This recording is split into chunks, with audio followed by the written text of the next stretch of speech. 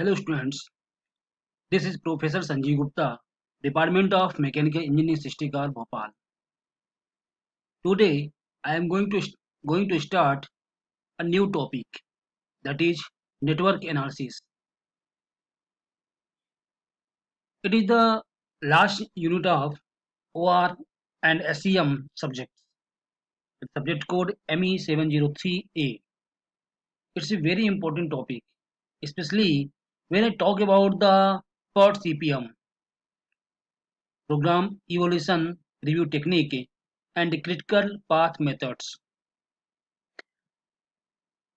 All the competitive exam points of view, operation research have the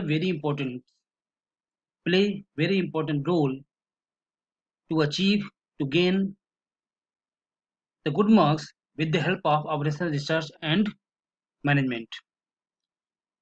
This subject is the part of the industrial engineering and for CPM one of the most important topic. Earlier I talked about the tuning theory and this subject also have inventory, linear programming, simplex methods. These are the very important points, topic which are based on the competitive exams, playing very good role to achieve to gain the good marks with the help of these subjects. This is the easiest subject. With the help of that subject, we can be improve your marks. Today, I am going to start the introduction of network analysis. In this lecture, I'll cover introductory part of network analysis, project planning, scheduling and controlling, project management and network diagram.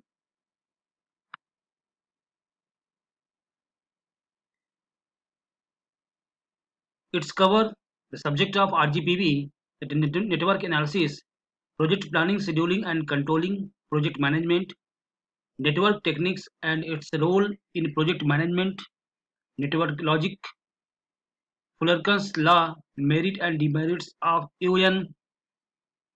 AON का full form है Activity on Node Diagrams, Program Evaluation and Review Technique, that is PERT, Critical Path Method, that is CPM, and Determination of Critical Path and Floats and Slacks. These are the syllabus topic which I'll cover in this topic with the help of video lectures, series of video lectures. Then first, the project. Any project involve planning, scheduling and controlling. मान लीजिए आपने कोई एक civil construction का एक project लिया है, तो उसमें सबसे इंपॉर्टेंट चीज होता है planning, scheduling and execution, that is controlling. अगर आपने कोई प्रोजेक्ट लिया है उसमें कोई प्लानिंग नहीं है, आपने सीधा से एग्जीक्यूट करना स्टार्ट कर दिया, प्रोजेक्ट को काम करना स्टार्ट कर दिया, तो 99% चांसेस या 100% चांसेस है कि प्रोजेक्ट आपका फेल हो जाएगा. जैसे एग्जाम्पल, हाईवेज शॉपिंग कॉम्प्लेक्स आपको बनाना है तो हमें ड्यूरेशन, शेड्यूलिंग जिसको बोलते हैं, प्लानिंग कैसे बनाना है, और money, man power and money, these are the very important role कि जब प्ले करते हैं, जब आप कोई चीज प्लानिंग करते हो. Mainly 3 points: planning, scheduling and controlling. Planning involves setting the objective of the project, identify various activities to be performed, determining the requirements of resource such as men, material, machine, money. These are the part of the planning. कि planning में हमें ये कि cost estimation, कि किसी भी project के लिए आपका कॉस्ट, और सबसे इंपॉर्टेंट नेटवर्क डायग्राम, कि आपको कौन सा प्रोडक्ट कहाँ से परचेज करना है और आपको प्रोजेक्ट को सक्सीड करना है. ये scheduling based on the time, तो हमें ये बताना करता है कि कब किसी प्रोजेक्ट को स्टार्ट करना है और अब कब आपको फिनिश करना है, कब आपको ब्रेक डाउन करना है. This is a part of the scheduling. Controlling refers to analyzing and evaluating the actual progress against the plan, कि आपने जो प्लान किया है वो उसमें एग्जीक्यूट हो रहा है या नहीं हो रहा है. या किसी में कोई कैसी प्रॉब्लम्स आ रही छोटी मोटी, उसको कैसे रेक्टिफाई करें, that is the part of the controlling. The three major points: planning, scheduling, and controlling, that is project management.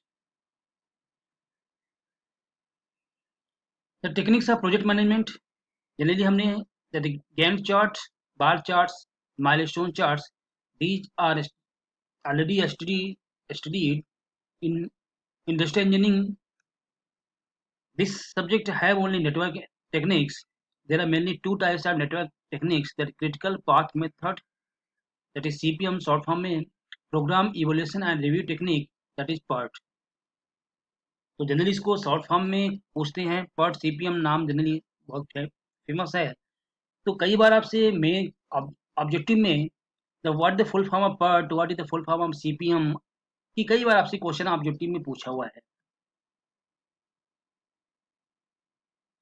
Network diagram, there are mainly two types: activity on arrow and activity on node, that is AOA diagram and AON diagram. तो सबसे पहले हमें पता होना चाहिए कि activity क्या होती है. An activity refers to some action, task or job that has a beginning and an end. कि एक्टिविटी मतलब होता है कि आप किसी प्रोडक्ट का आपका स्टार्टिंग और एंडिंग दोनों चीज आपको क्लियर होना चाहिए. The performance of which require man power, material time, money, other resources. Types of activities: preceding, किसी चीज को आपने स्टार्ट किया. सक्सीडिंग, दैट इज कह सकते हैं completion. concurrent activities and dummy activities. There are four types of activities: preceding, succeeding, concurrent and dummy activities. चलिए आगे डिटेल्स में बात करते हैं. प्रीसीडिंग क्या होती है, सक्सीडिंग क्या होती है, कॉन्करेंट क्या होता है एंड डमी एक्टिविटीज क्या होती है. Preceding, the activity which must be completed before a particular activity, कि दूसरा एक्टिविटी आने से पहले जो पहला आपने जो भी आपको वर्क जॉब असाइन किया गया है उसको आपको कंप्लीट करना होता है.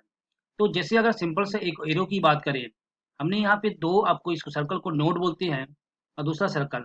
तो एड टेल से लेके हेड तक पहुंचने में आपको ये देते हैं स्टार्टिंग एक्टिविटी, और एरो जहाँ पे आपका कंप्लीट हो रहा है उसको कंप्लीशन ऑफ एक्टिविटी, देती कंप्लीटेड एक्टिविटी. तो ए के लिए ए का एक्टिविटी, बी के आपका जो आपका टेल पॉइंट होगा उस पर आपका खत्म होता है. तो प्रीसीडिंग एक्टिविटी क्या कहलाती है? The here activity A is the preceding activity for activity B. Means B काम तभी स्टार्ट कर सकता है जब आपका ए कंप्लीट होगा.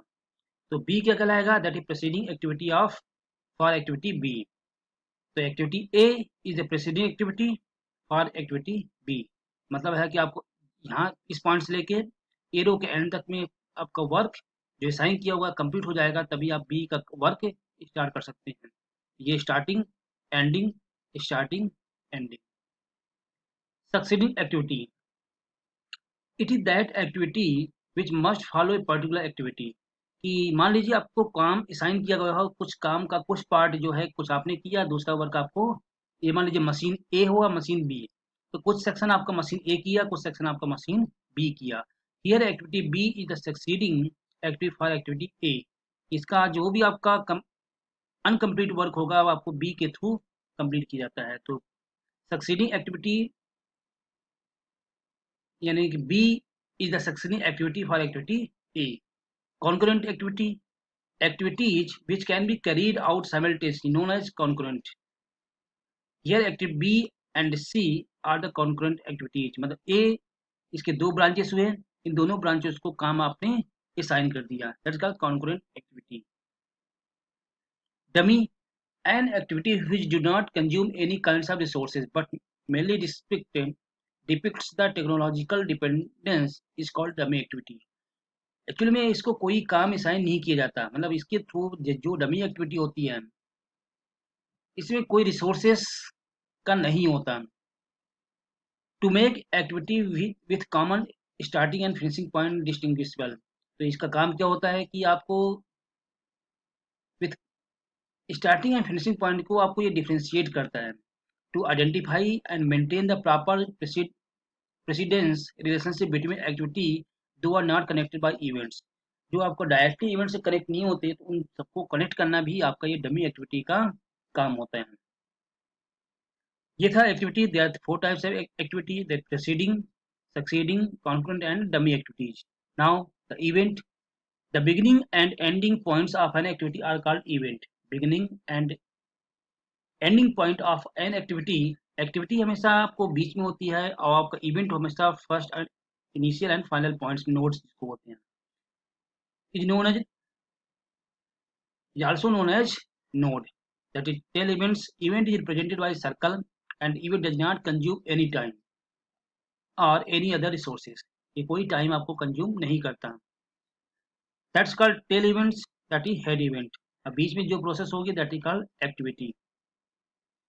There are two types of activity: merge events and burst events. There are two types of events. Merge events क्या होता है? An event which represents the joint completion of more than one activity known as a merge event. ये ऐसा event जो आपको मोर than one activity को represent करता हो, दैट्स कॉल्ड मर्ज। बर्स्ट में क्या होता है? An event that has represents the initiation या beginning of more than one activity. More than one activity आपको स्टार्ट करता हो, that's called burst event. So there are two types of events: merge events and burst events. And 4 types of activities हम use करेंगे, that is preceding, succeeding, concurrent and dummy events. तो ये एक basic introduction था आपको activity क्या होती है, मर्ज क्या बोलती हैं, बर्स्ट क्या होती हैं।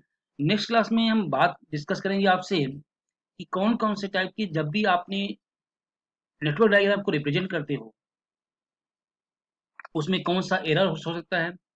एरर्स के लिए सबसे इंपॉर्टेंट चीज क्या है कि हमें पता होना चाहिए कि ड्रा कैसे करते हैं। How can we draw network diagram? तो 2 मेथड्स मिलेंगे आपको। एक हमने 2 वर्ड्स दिए, AOA, activity on arrow, activity on node. ये 2 मेथड्स हैं। तो नेक्स्ट क्लास में हम आपसे डिस्कस करेंगे नेटवर्क लॉजिक्स, कैसे आपको with the help of network activity on arrow या एक्टिविटी ऑन नोड कैसे हम डायग्राम बनाएंगे। इसमें फ्रेडरसन लॉ है, उसमें बेसिक फंडामेंटल है, कैसे ड्रा करने का तरीका बताया हुआ है। पर्ट क्या होता है, सीपीएम क्या होता है, इसका full form, and what the difference between PERT and CPM, ये हम देखेंगे नेक्स्ट क्लास में। Thank you, have a nice day.